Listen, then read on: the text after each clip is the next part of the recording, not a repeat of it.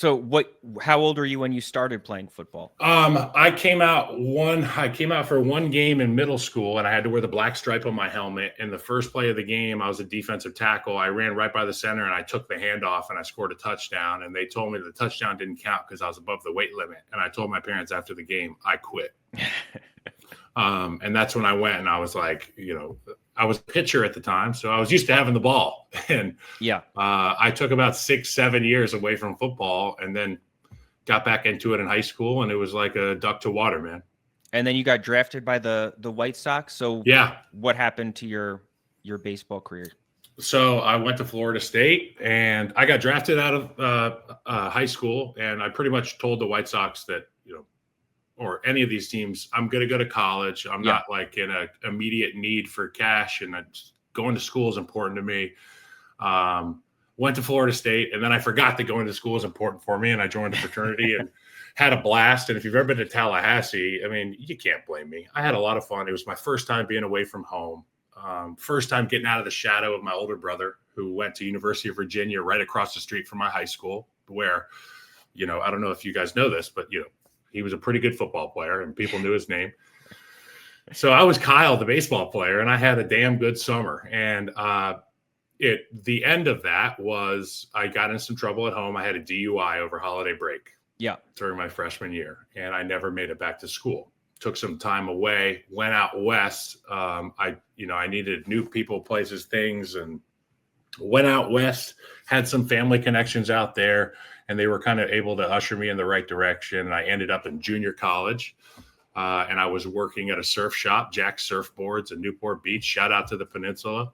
Shout out to Gomi, my manager. Started playing football from there, junior college. And then Chip saw me practice, and I had 1 year of eligibility. He offered me. I played for Chip. So why did you end up not trying to continue baseball elsewhere, though? What made you want to make that? So this is a funny story. I had and if anybody's ever been in recovery, they know what I had a manager, like a case manager, sponsor, and somebody that holds you accountable and helps you set goals. If you're trying to get a job, get back on your feet, they can say, I know a guy down here at Lowe's, and I can get you in here. He got me my gig at Jack Surfboards. And after I was enrolled in school and working for, I think it was 3 months, it was like, all right, now you can do something extracurricular,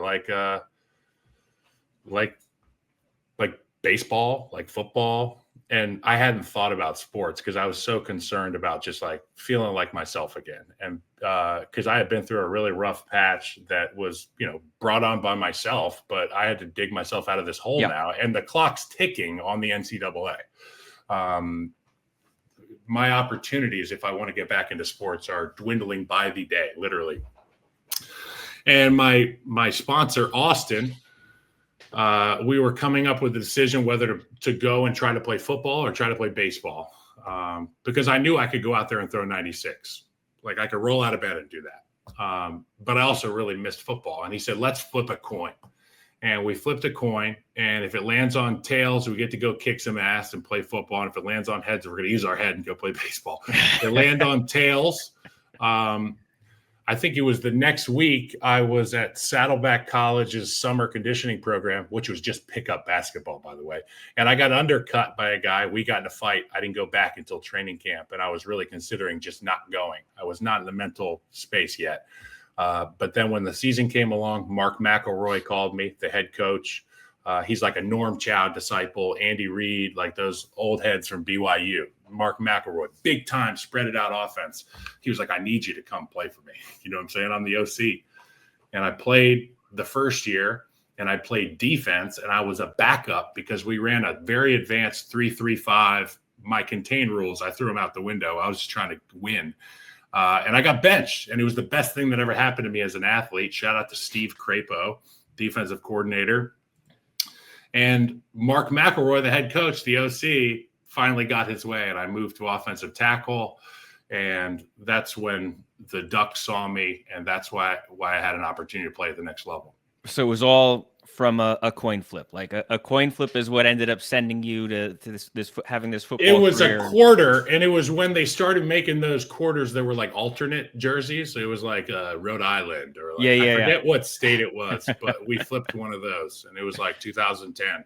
Yeah. Yeah, it's pretty amazing. Do you ever you have like the what if thoughts and think about if it was heads and what could have happened with a baseball career then? Yeah, I have a unique network now of people that I can speak to about this kind of thing. And one guy that I talk to a lot about it is the Boston Red Sox announcer, Will Middlebrooks, who was a Super Bowl or was a World Series champion for the Red Sox. Yeah. But if you go back in history, he was who was his running back from Texarkana, Oregon Ducks? LaMichael James was his running back in high school.